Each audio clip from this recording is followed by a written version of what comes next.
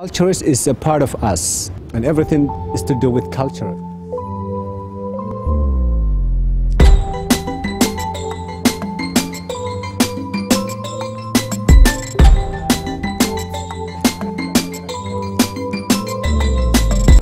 Africans generally, especially in Somalia, they're very cultured people.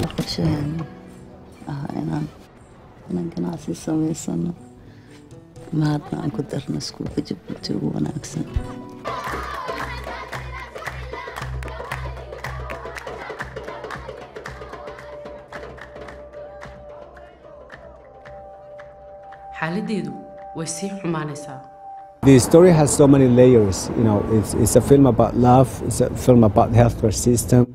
It's a film about community. Film about friendship. A little bit of all those things. So there's not one direct message that I really want to preach. I really wanted, the colors to be warm, and colorful, and not just gray and dark and depressing, because, after all, it's a story about love.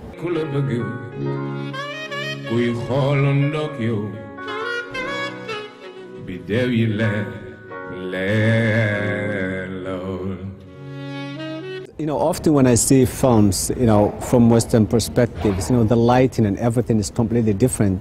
That doesn't do justice to the different shades of black characters. There's no film without Nasra. There's no film without the woman in this film. The center of this film, whether it's Nasra, who is making him do everything for her.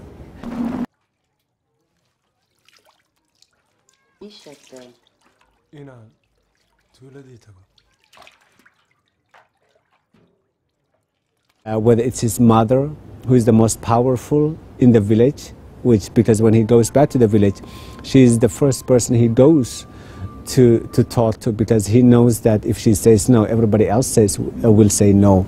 And it's also the doctor, which is also, powerful and makes her own decision to help this strong African woman that I have been around, growing up in Africa.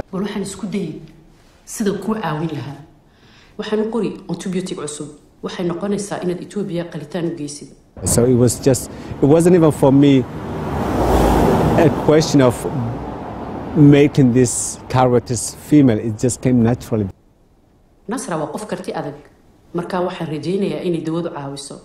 It's funny in a way that he wants other people to die so that he can save his wife from dying, That's the irony.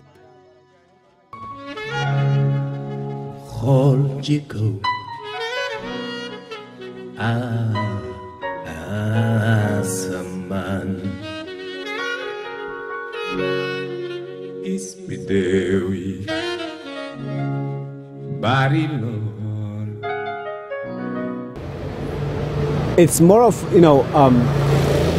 accepting something, but then fighting against that same thing at the same time.